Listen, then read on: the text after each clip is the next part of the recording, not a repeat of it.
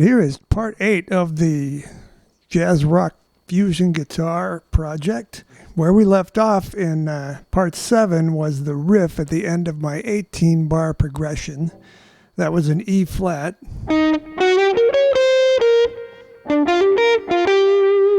And then the progression starts over on C, right? So what's going to happen here is, because I want to play 2 choruses of solo, I'm not going to play that riff the same as the bass player or rhythm guitar parts. I'm going to change it slightly. The beginning is the same. E flat measure 17. But then for the last measure, we're going to play G minor pentatonic as before for the first beat. But I'm going to move up a little bit and play some diminished stuff here. So I'm going to finger that differently, using the first 2 fingers, so that the B flat on the 11th fret is under the first finger. And I'm going to have a couple of phrases, each one starting on the E of the beat. So we have 1 E and a, 2 E and a, 3 E and a, 4 E and a. So on the E of 2, we got G with the first finger on the 12th fret, and then B flat on the 2nd string, 11th fret, and then C sharp or D flat on the 14th fret of string 2. And this is a diminished arpeggio, all minor thirds. And then we're going to start again on the G and play a 4-note diminished arpeggio. So we got the same note starting off, but now an E natural on the 12th fret of string 1. And we're going to pull off to D sharp and come back down on that scale. And that's going to make it sound like the solo's not over. We're going to keep going, right? There's a little bit of a feeling of incompleteness there. It could go anywhere, but it's not going to stop. So now we're on the downbeat of, I'm going to call it measure 1 of the 2nd solo. Okay, so here we have some simpler licks to start off this chorus. It's going to go like this.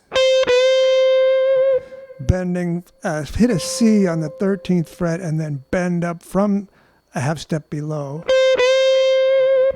And then we're going to have a B flat on the 11th fret. And then we're going to bend up from G to A on the 3rd string and do kind of a traditional pedal steel type lick.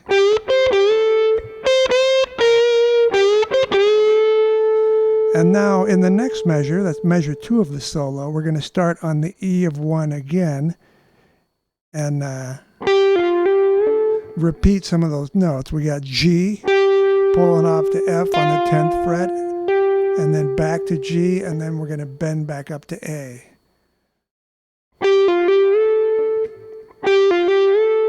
And that's legato. I'm only picking the first note. So that first 2 bars sounds like this. 1, 2 E and a, 3 E and a, 4 E and a, 1 E and a, 2, 3 and a, 4 and 1 E and a, 2. And now it's important to make sure you can count this out. And I'm not doing it really slow, but you should count it out as slowly as you need to make sure that it's all going to come out on the beats that you want.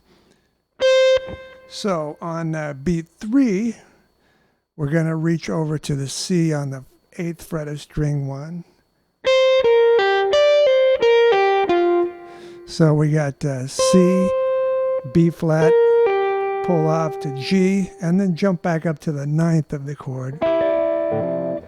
D on the 10th fret of string 1, pull off there, and then to G on the 2nd string, and then we're finishing on F on the 10th fret of string 3. So let me just play those 2 bars with the track, with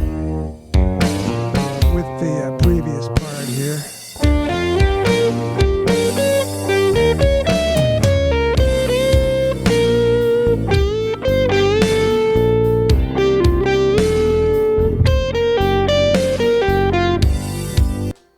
One more time.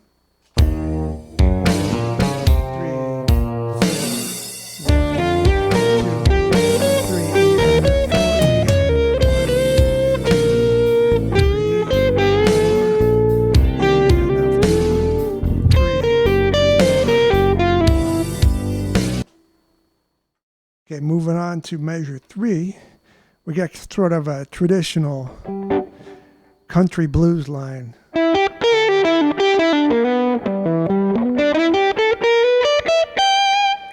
Familiar sound for the G chord. So we're going to go from E on the 9th fret of string 3 to G on the 8th fret of string 2. And then we got to bend from A to B, and you can sort of get an in-between. Not quite all the way up to B bend. That's kind of cool. It's also, yes, somewhere in between B flat and B. And then we're going to release that bend and pull off from A to G on the 2nd string. And that's E and a ta, to E and a 3, to E and a 3. So that's a 16th note triplet. So if we had 1 E and a 2 E and a ta, goes like that. So from before the downbeat, 1 E and a 2 E and a ta 3. So now we're on D on the downbeat of beat 3. And then on the end of 3, we got an E on the 9th fret of string 3. And then a traditional sort of country bluesy thing here. Slide from B flat to B natural on the 4th string. And then we have D and E on the 3rd string. And resolving to the G on the E, the 4 E and 4 E and And I got one more measure I'm going to give you today, and that's as the G is going back to C, we're going to jack up the tension a little bit by playing the G dominant diminished scale. So that's going to be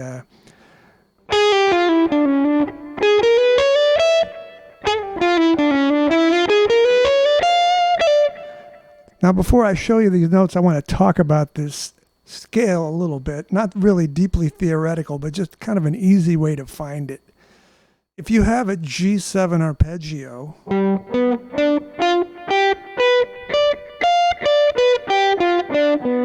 I'm playing it here in pattern 1 with roots on 5 and 2.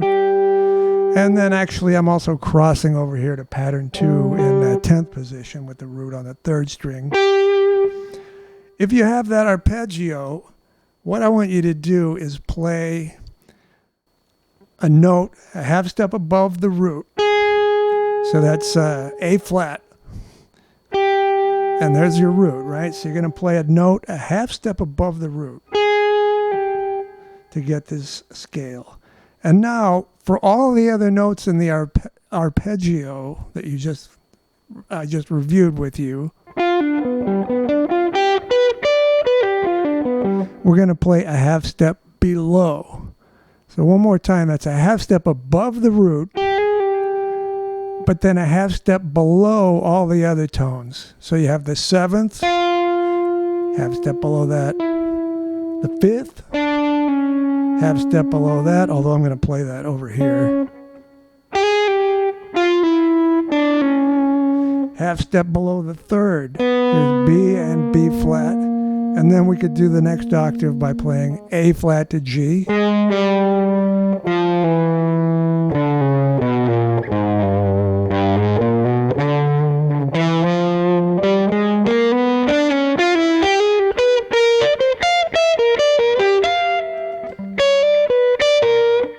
So that's kind of an easy way to find that sound. I would work on that in each pattern, right? Here's pattern 1.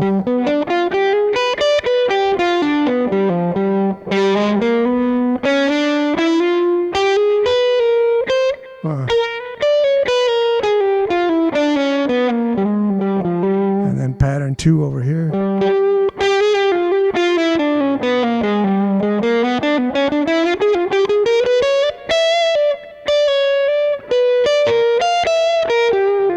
lot of cool stuff in there. So going back to the lick that we have here in measure 4, we finished there, and now we're just going to come down the G dominant diminished scale, A flat to G, and then F to E, and then D to C sharp, and then hammer on the D, and we're going to start coming back up. But I'm going to skip the root on the way up. So we're going to go from E to F and then A flat on the 13th fret of string 3. And now we have the third, so we're going to go A sharp to B. And then the same thing, sharp 4 to 5 on the first string. That's 9th fret to 10th fret. And then finally E to F, and that F is going to be on the downbeat of the C sus chord that's coming up. So that lick, just that bar, 3, 4 E and a 1 E and a 2 E and a 3 and a 4 E and a 1. Okay, now that should be enough for today. That's kind of a lot to think about if you're not used to it. So let me play what I've done so far with the track at half speed.